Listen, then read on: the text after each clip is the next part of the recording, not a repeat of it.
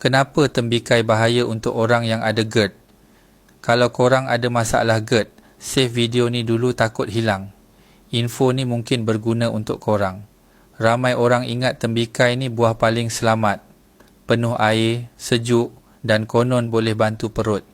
Tapi untuk pesakit GERD, tembikai boleh jadi punca serangan makin teruk. Sebab tembikai tinggi kandungan air dan gula semula jadi dan cepat hadam. Bila perut terlalu cepat kosong semula, asid akan mula naik.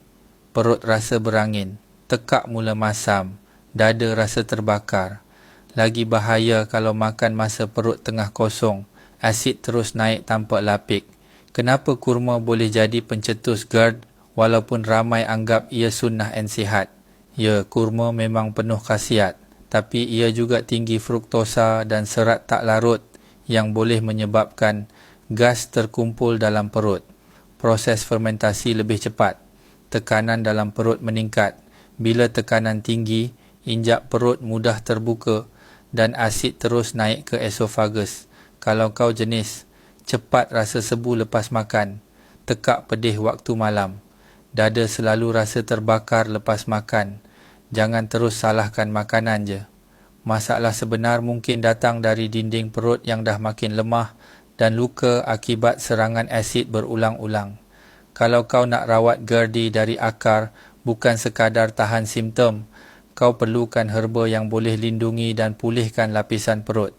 Sebab tu aku cadangkan kau kenal lendir raja, sejenis herba semula jadi yang dah lama digunakan dalam perubatan tradisional untuk masalah perut dan penghadaman.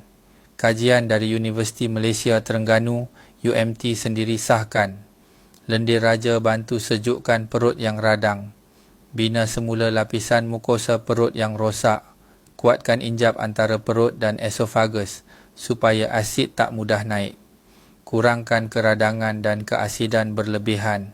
Dan semua ni dah dirumuskan dalam bentuk kapsul lendir raja, mudah diambil, selamat diamalkan. 1 biji pagi sebelum makan, 1 biji malam sebelum tidur. Ia bukan ubat tahan sakit biasa, tapi ikhtiar semula jadi untuk baiki sistem penghadaman dari dalam, lindungi lapisan perut sepanjang hari, dan bantu kau makan tanpa risau pedih atau masam naik ke tekak. Ramai yang dah cuba dan rasa perubahan dalam masa beberapa hari je.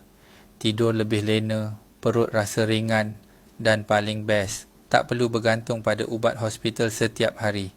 Kalau kau pun nak ikhtiar cara yang lebih semula jadi dan selamat, klik sambungan video part 2 kat caption bawah sekarang. Jangan lupa save video ni, nanti hilang.